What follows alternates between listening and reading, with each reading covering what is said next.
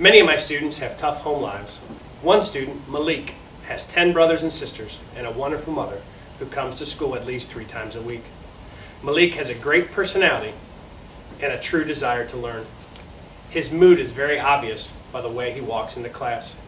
One day in the spring, Malik walked into class, eyes hardly open and very sluggish.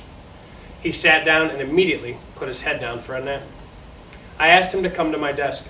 He walked over to a very sad face and explained that he'd had very little sleep the night before. I asked why. He retold last night's events. There were gunshots fired around midnight at his neighbor's house, and the police didn't leave until 4 in the morning. It was very noisy, he was afraid, and he couldn't sleep. I let Malik go back to his desk to continue his nap. One afternoon, 3 burly men arrived in the office, filling it with their masks and their weapons. The man with the gun worn in the open was the spokesperson. He said that he was the sheriff from a small county to the south of us. He had a document authorizing him to pick up a brother and a sister currently enrolled at our school and return them to his small town. He showed his paperwork and his sheriff's badge as authorization. For some reason that he cannot to this date articulate, the principal hesitated. Leaving them in his office on the pretext of getting some paperwork, he mobilized his office staff. The secretary called school security, the counselor called the children's mother, an assistant retrieved the 2 children from their classrooms and sat with them in a locked office just off the multipurpose room at the other end of the school. The principal called his supervisor and then had the psychologist call the police. Returning to the office with the school psychologist and counselor, some time was spent in chit-chat, diverting suspicion. During such an exchange, one of the burly men told the school counselor that the mother of these children was a real slut, and he did not know why she had been granted custody by the courts. Suspicions were confirmed. Within a short amount of time, the police, school security, the principal's supervisor, and the school district's lawyer arrived at the front door of the school. The lawyer examined the paperwork, and the police questioned the sheriff. The mother arrived, but was intercepted by a staff member before entering the office. She quickly and quietly retrieved her children and drove away, watched by a police cruiser to ensure that she was not being followed. The end result was that the sheriff really was a sheriff and a good friend of the abusive husband that the mother had escaped by going into the Choices program. This is a local program which supports victims of domestic violence. The other fellows were friends of the husband, the sheriff's makeshift posse. The papers were bogus. The abusive husband was sitting in a car about a block away from the school, waiting for the sheriff to deliver his children to him. The psychological toll on the school was high with this incident. The very fabric of our trust in law and order was torn. How could an officer of the law do such a thing? What would have happened if the principal hadn't been suspicious? Most Park Street Elementary parents work at least one job. Still, many of our students live in poverty.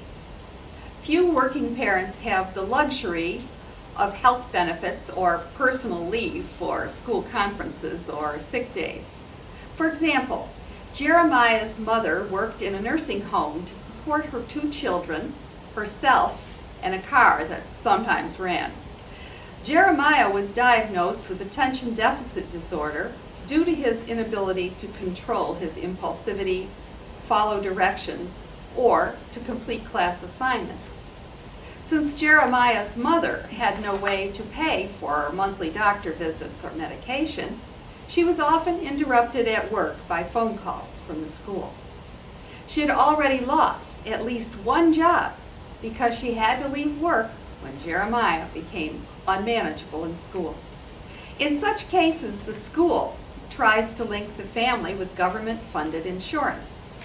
After fruitless phone calls waiting on hold, I drove to the agency and waited over an hour just to get some blank forms. Somehow, the form was lost between Jeremiah's book bag and his mother's hand.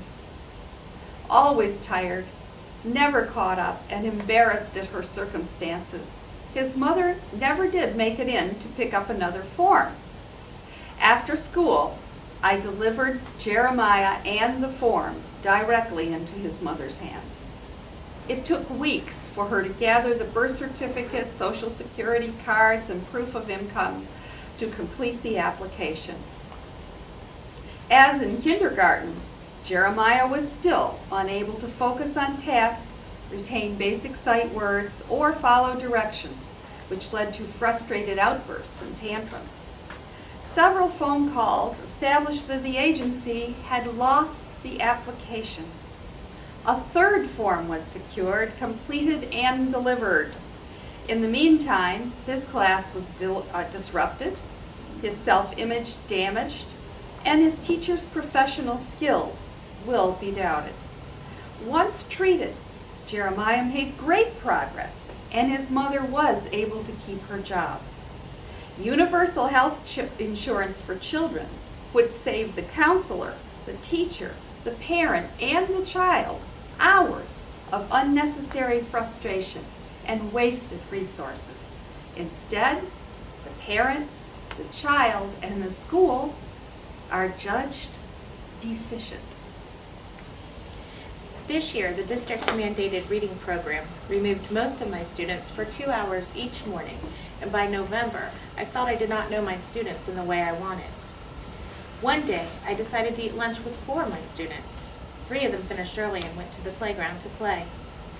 Donna was a slow eater and stayed behind with me. As we were talking, I casually asked her what she had for dinner last night. After a brief thought, she said ramen noodle soup.